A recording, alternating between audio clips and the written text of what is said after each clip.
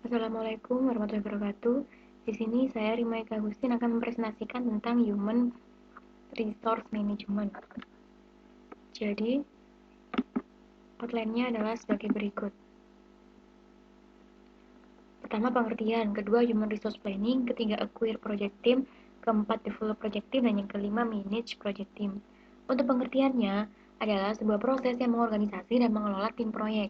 Proses-proses tersebut terdiri atas 4 proses, yaitu Human Resource Planning, Acquire Project Team, Develop Project Team, dan Manage Project Team. Untuk yang pertama, yaitu Human Resource Planning.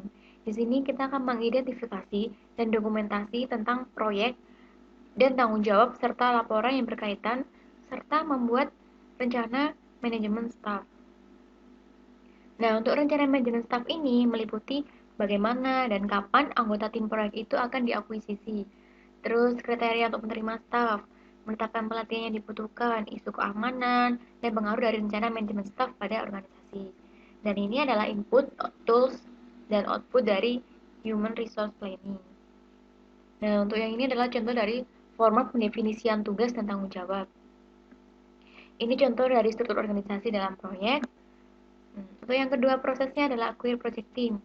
Di sini tuh bagaimana kita memperoleh SDM yang dibutuhkan untuk menyelesaikan proyek. Dan penugasan staf proyek atau project staff assignment itu dinyatakan selesai ketika seseorang yang dimaksud atau seseorang yang bertugas itu juga menyetujui bahwa proyek telah selesai.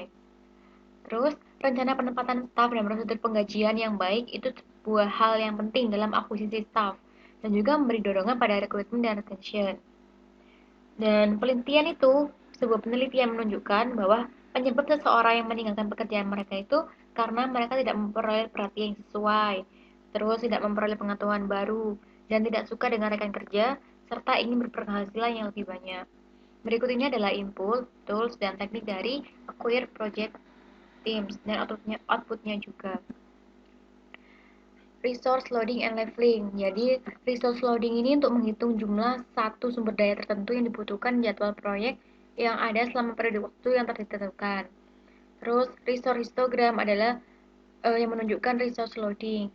Over allocation berarti sumber daya yang ditetapkan untuk melakukan pekerjaan tersebut memiliki waktu yang terbatas. Terus, untuk resource leveling adalah teknik untuk menyelesaikan konflik sumber daya melalui penundaan pekerjaan. Ini contoh dari resource histogram. Kalau yang ini resource histogram untuk proyek yang besar. Yang ketiga, develop project team.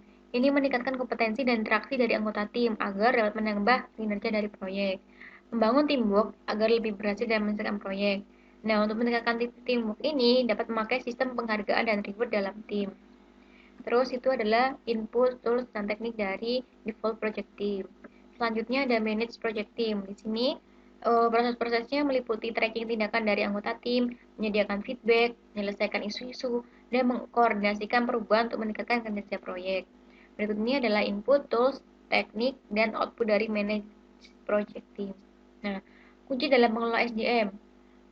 Berdasarkan teori psikologi dan manajemen itu, area yang penting berhubungan dengan project manajemen ada 3, yaitu motivasi, pengaruh dari kekuasaan, dan effectiveness. Untuk konflik manajemen, jadi ada 5 macam konflik dari manajemen itu. Yang pertama konfrontasi, yang kedua compromise, yang ketiga smoothing, yang keempat forcing, dan yang kelima adalah withdrawal. Ini adalah diagram alih dari project HR management.